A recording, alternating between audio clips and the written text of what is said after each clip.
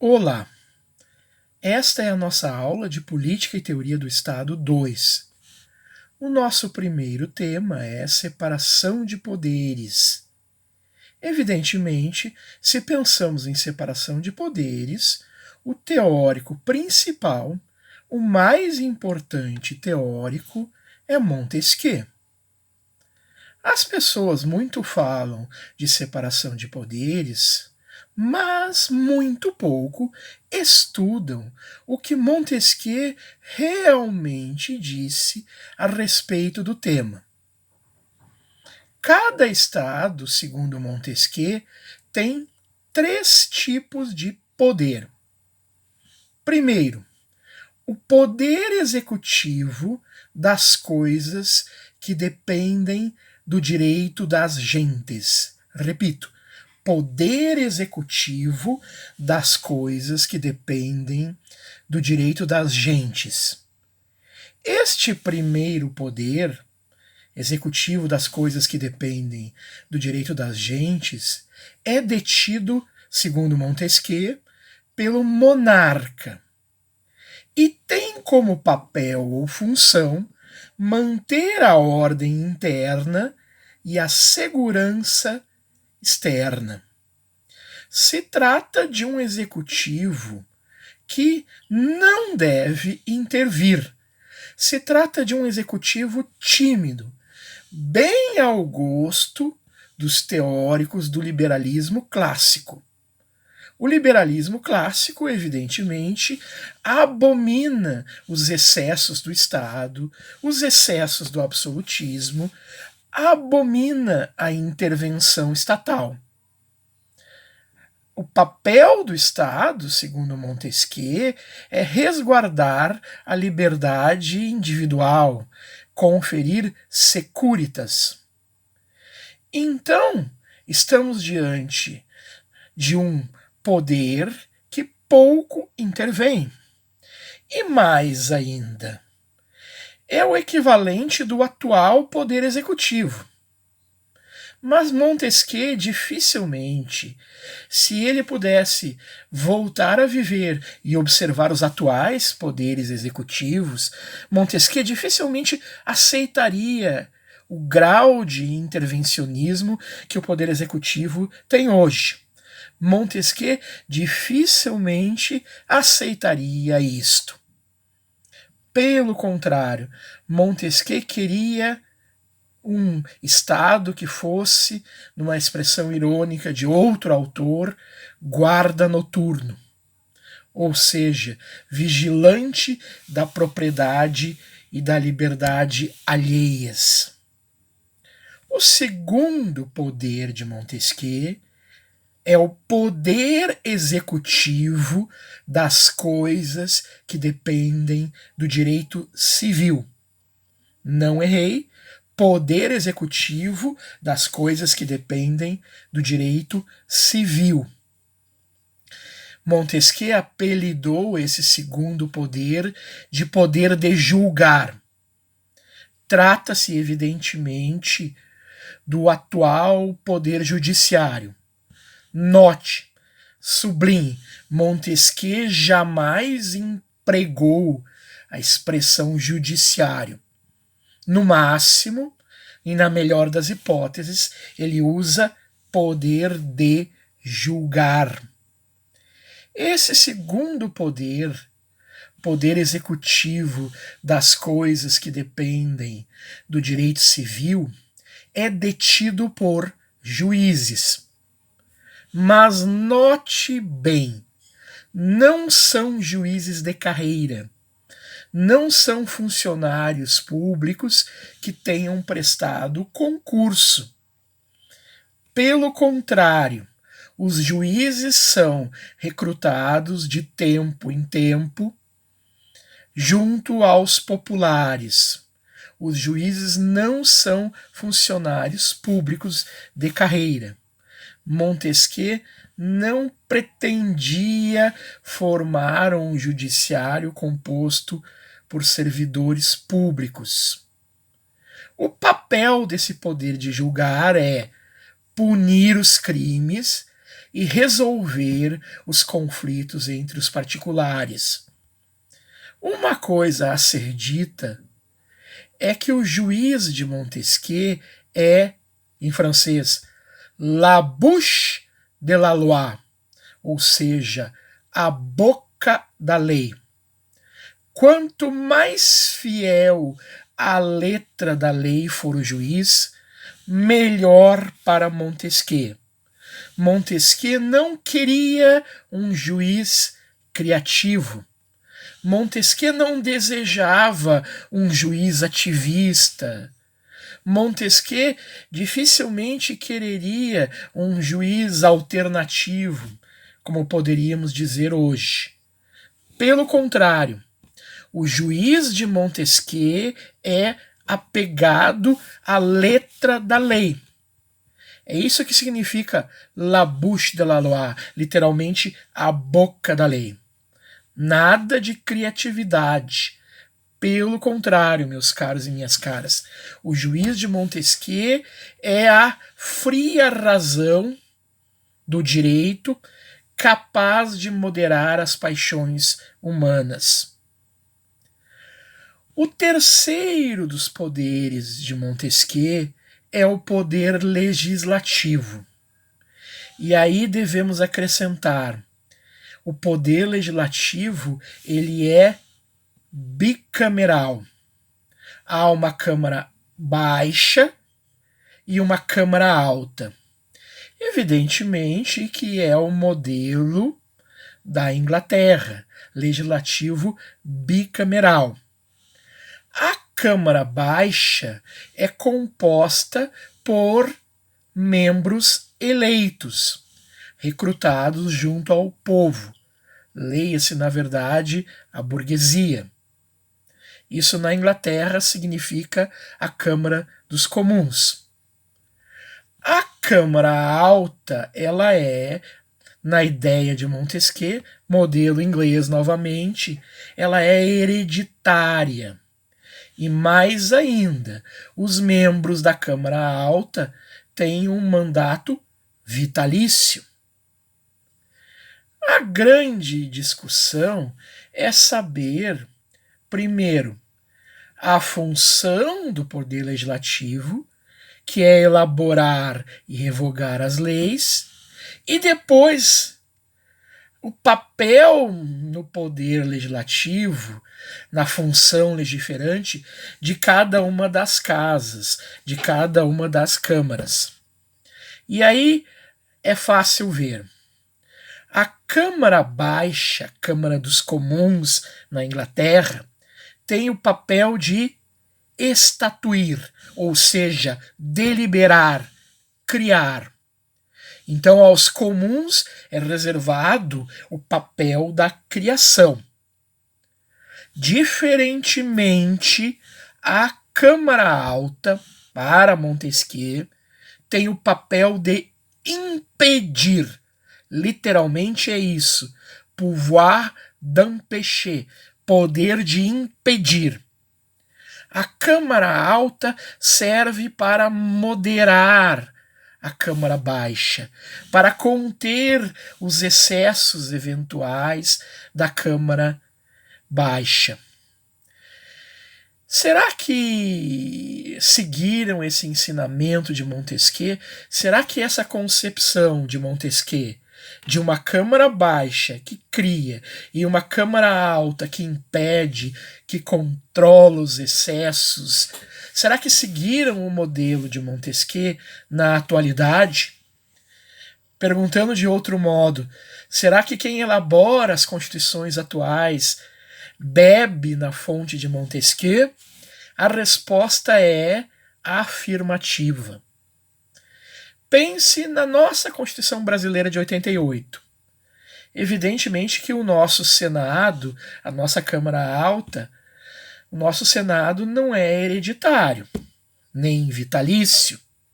Mas notem bem, e é importante, o mandato do senador é de 8 anos.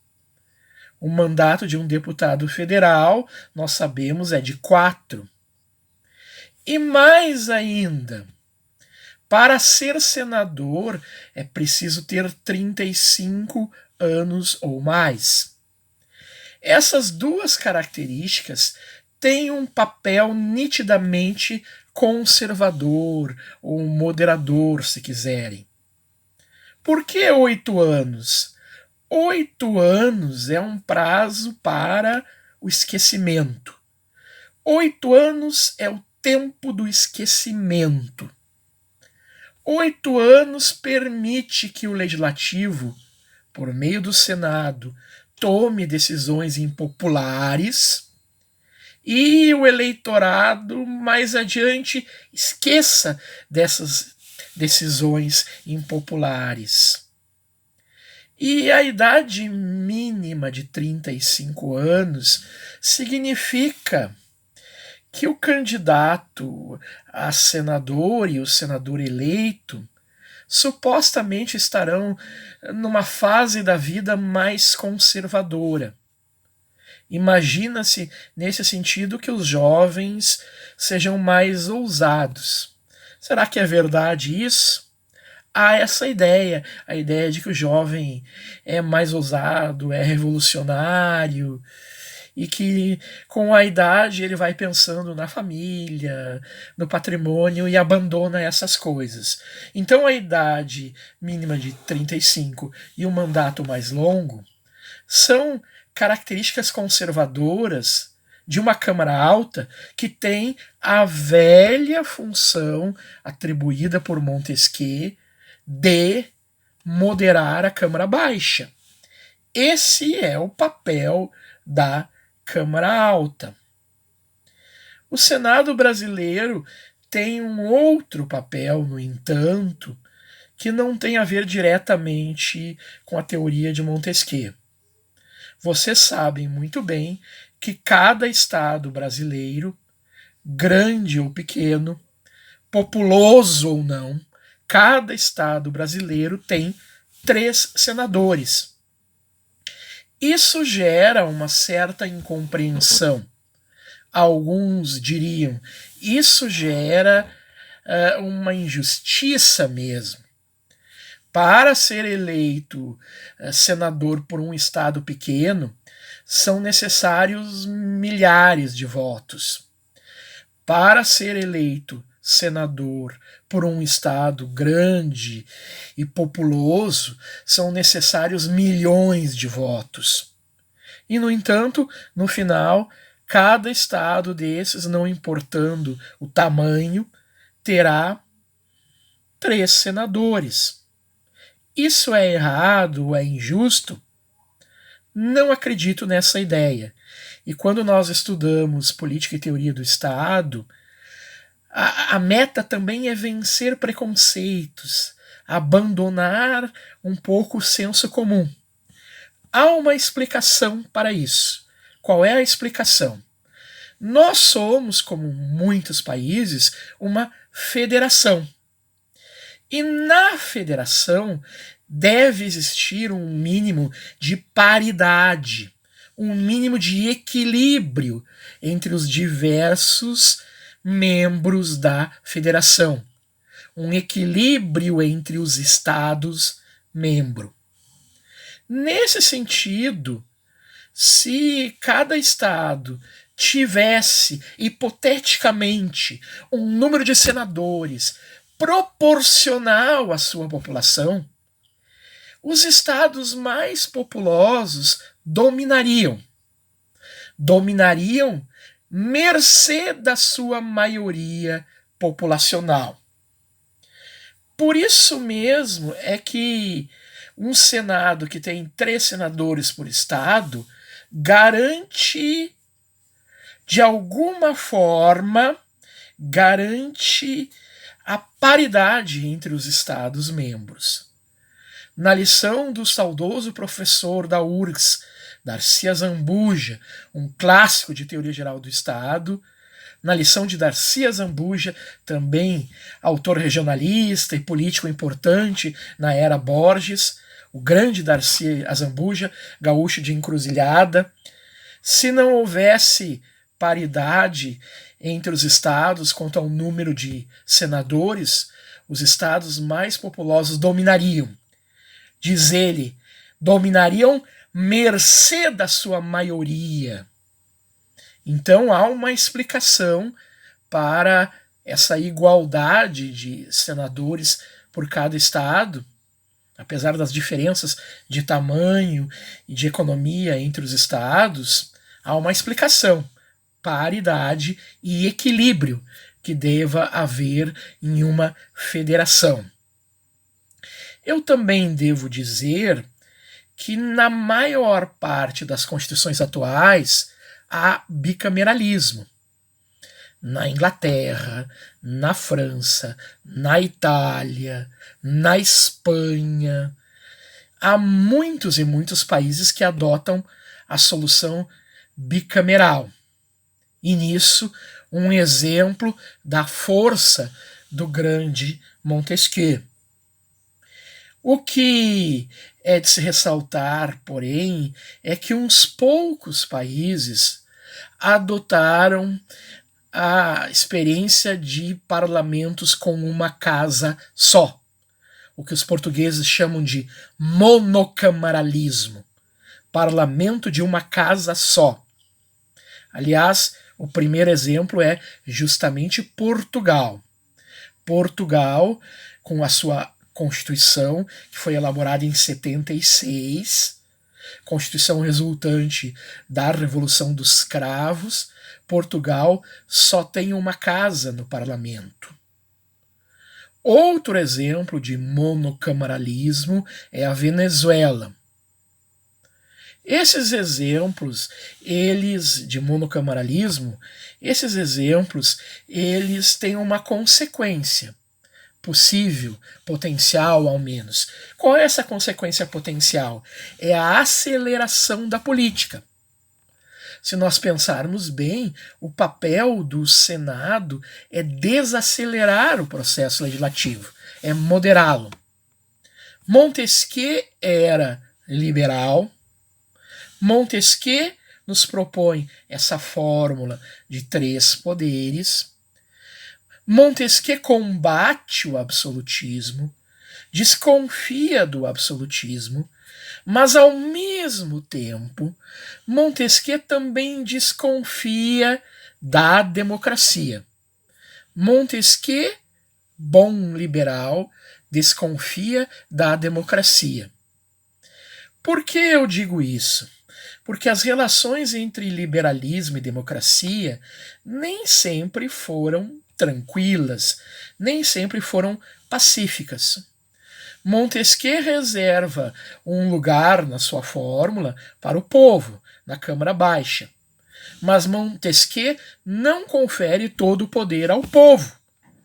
Montesquieu não vai ao ponto de criar um modelo de soberania popular completa e restrita. Nada disso. Esse é um tema fascinante de política e teoria do Estado. As relações ambíguas, as relações às vezes obscuras que o liberalismo tem com a democracia. Nós, meus caros e minhas caras, nos acostumamos a pensar o liberalismo a partir da Revolução Francesa, liberdade, igualdade, fraternidade. Mas nem tudo que surgiu pós-Revolução Francesa cumpriu a promessa da igualdade e a promessa de uma democracia plena. Para sintetizar esse nosso primeiro encontro, vejam lá, Montesquieu nos propõe 3 poderes. O poder executivo das coisas que dependem do direito das gentes. Quem detém? O monarca. Há um lugar para um monarca na fórmula de Montesquieu. Qual é a função desse poder? Manter a ordem interna e a segurança externa. O segundo poder de Montesquieu é o poder executivo das coisas que dependem do direito civil, cuja tarefa é qual? punir os crimes e resolver os conflitos entre os particulares. O terceiro poder de Montesquieu é o poder legislativo. E notem bem, no segundo poder, poder de julgar, nós temos juízes que não são de carreira e que são a boca da lei. Ou seja, juízes legalistas, juízes positivistas, no mau sentido da palavra. Montesquieu, então, nunca pensou em juiz livre, ativista, nada disso. No legislativo nós temos um elemento popular na Câmara Baixa e temos um elemento aristocrático na Câmara Alta.